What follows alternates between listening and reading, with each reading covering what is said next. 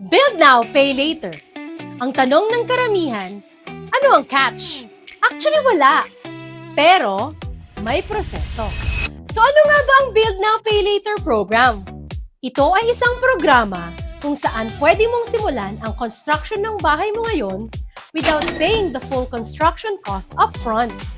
Pero bago makapag-proceed, dadaan muna sa evaluation ng lote mo, ang documents mo, at ang financial capacity mo.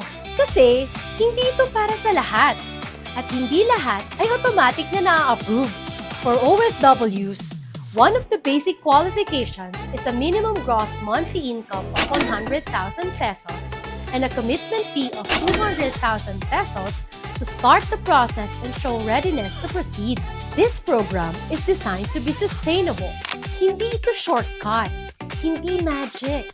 It is a structured way para masimulan ang bahay mo with proper process, financing, and guidance. Kung OFW ka, may lote ka na, may stable income ka, at seryoso ka nang simulan ang bahay mo, message Vastana today.